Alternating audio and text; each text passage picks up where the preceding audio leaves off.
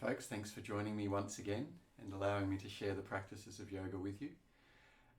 Today we're going to be going over headstand, Sirsasana, so how to move into the practice safely, the little stages we go through in preparation, and just some little tips and tricks that might help a little bit. As always, if you have any questions, please pop them in the comments. I'd love to hear from you, and I'll get back to you and help in any way that I can. Of course, if you would like to support me, there's a PayPal link in the donation in order to help me share these practices with you on an ongoing basis. But if you don't have the means or don't feel moved to do so, that's fine. These practices, I believe, should be accessible to everyone, regardless of other circumstances. So, it's just as these practices were a gift to me, they're my gift to you. So the first thing I want to mention with headstand, just as a cautionary note, is that it's one of the few yoga postures where if you do it carelessly or in an unprepared fashion, you can actually hurt yourself quite badly. So most of the other postures, you can push too hard and you can strain muscles and things like that. But headstand, if you're impatient with it, you have the risk of damaging your neck, and that's really not something we want to run the risk of doing. So please be patient, be careful. Do the simple preparatory stages comfortably first, and don't worry about the final posture. The final posture will come once you've worked through the preparation in an appropriate way. And just like any posture, it's not going to make you a better person. You're not going to be instantaneously enlightened once you do it. It's actually the process of learning the posture that actually teaches us what we need to know, not necessarily the posture itself. As with all inversions, remember, if you're in the first few days of your cycle, or if you have a headache, maybe be very careful or cautious with it. Maybe don't do it if it doesn't feel good in any way, shape or form. Obviously, if you have a sore neck or pre-existing neck issues, then I really don't recommend it. And if you are in the posture and you start to feel pain in your neck, please come down straight away and give it a rest. I always like to do little neck releasing postures straight afterwards, so I'll show you some simple ones to go through for that. Okay, moving right along. The first thing we want to bear in mind is which part of the head we're balancing on. We're trying to have the spine relatively straight when we're in the inversion. People sometimes talk about creating the natural curvature of the spine. Unfortunately, in the Western world, we don't really know what the natural curvature of the spine is. We just tend to know what the normal curvature is. So I don't want you to obsess over what shape your spine is in, other than trying to keep it relatively straight and making sure that you feel comfortable in your neck. So we don't want to be on the forehead, we don't want to be on the back of the head. A good way to get a rough idea is if you put the heel of your hand in between your eyebrows, place your hand back onto your head, and where your middle finger reaches is a good starting point. So that'll give you somewhere on top of the head, but you might need to adjust a little bit forwards or backwards to where you feel comfortable. That's okay, but just make sure you're not near your forehead or right back towards the crown of the head. The second thing we want to do is make sure that our arms are in the correct position to give us a nice stable base. So when we are preparing for the posture, we want to place the hands just loosely interlaced, and some people like to have the fingers all interlaced. Some people like to leave the little finger out of the interlace. Just do what feels right for you. If you've got bulky hand jewelry on, you might want to take it off, because sometimes in this position it'll squash you a little bit. So maybe just taking off any bulky rings that you've got. We want to create an equilateral triangle with the head and the elbows. So the first thing we're going to do as a simple preparation is put our elbows down on the mat, and then just loosely interlace the fingers. And as I mentioned, your little finger can be interlaced or not.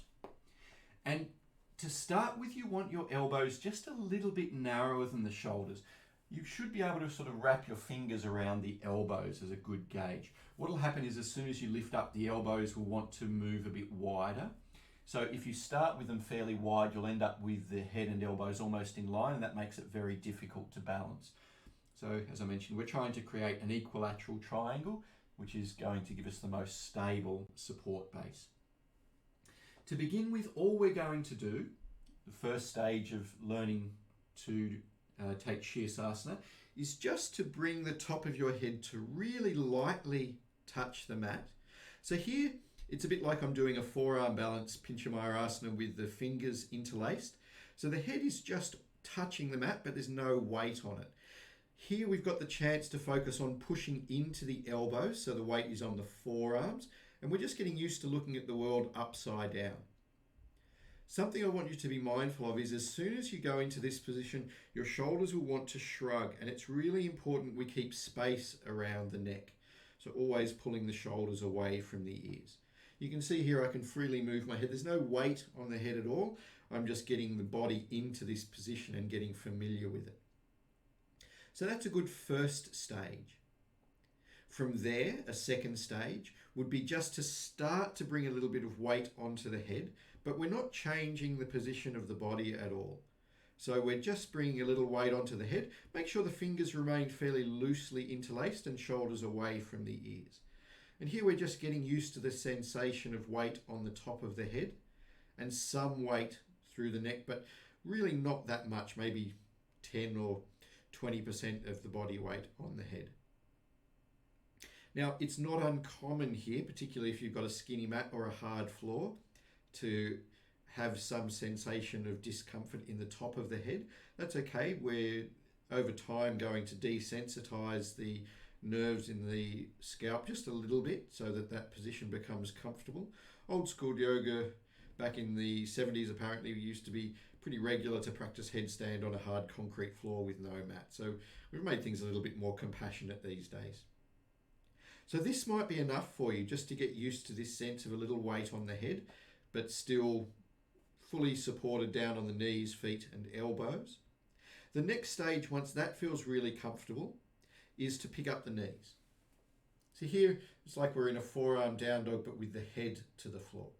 And that might be enough to stay there. The next stage is to walk the feet in a little bit closer. And as we bring the feet in, more and more weight will start to come onto the head. So we can stop wherever we feel it's enough. Again, never forcing the posture. Again, make sure the fingers are loose, the shoulders are relaxed. As we start to feel more comfortable, we can walk the feet in a little closer. And again, just be prepared to slightly reposition the head. And then we bring one knee at a time into the chest. Now, you'll note here, I'm not taking my leg back. I'm not actually trying to get into a balance. I'm actually just trying to move my hips and get the core engaged, because that's what's going to give us a stable headstand. And we can swap the legs the other way. So really knees into the chest like you're going to do a tuck somersault. And from there, if you want to go a bit further, the next stage is to bring one knee into the chest and then see if you can lift into a tuck. And I'd suggest learning to hold the tuck for around a minute before you straighten up, because here it's more strenuous, you're strengthening the body more quickly, and if you happen to overbalance, you'll just come back down to where you started. You'll always, from this position, fall down onto your feet. And only once you feel comfortable and stable, we start to extend the legs up. And initially, there will be a lot of weight on the elbows, but we're learning to make the elbows a bit lighter. Now you can, if you're really comfortable and just starting to work with this inversion, you can have a wall behind you, but I would really strongly encourage you not to rely on the wall. If you think you're going to fall over, spend a bit more time working with the tuck, or don't try and straighten up as much.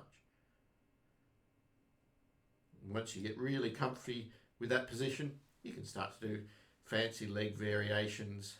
One leg forward, one leg back. You can do twisting variations. Always nice to be symmetrical, do both sides. There's a little Baddha Konasana variation that's quite nice. There's a little Virasana variation if you're really comfy.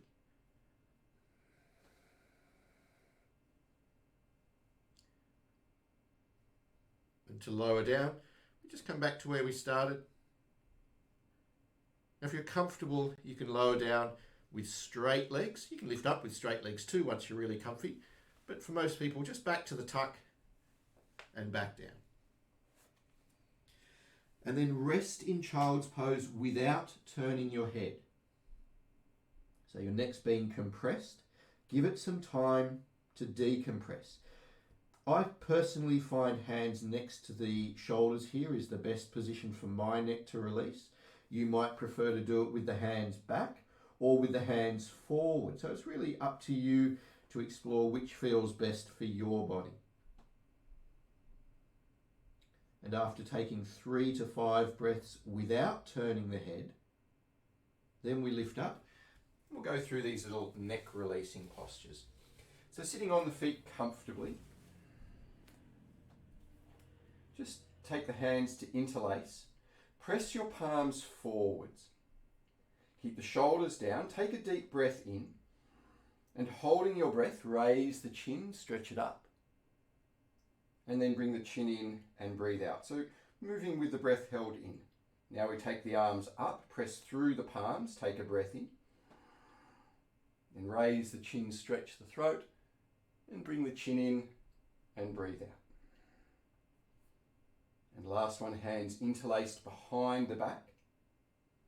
Pull the shoulder blades towards each other. Maybe hands down or not, doesn't matter. Take a breath in. And then again, stretch the throat and the back of the neck. And then rest the hands on the knees for a couple of breaths. Give your shoulders a little circle in both directions. And from there, you can gently turn the head one way, come back to the center, and then gently turn the other way. And that should sort you out. So that's enough to get you started in Sirsasana headstand. There are other hand variations as well, but they're much more advanced, so we can save them for another time. But as always, listen to your body, be sensible. Please do not rush to get to the balanced position. Work with the tuck, work with the preparations until you feel really comfortable with them, so that once you're in your headstand, you're not feeling all wobbly and unstable. You're actually really steady in your Sirsasana.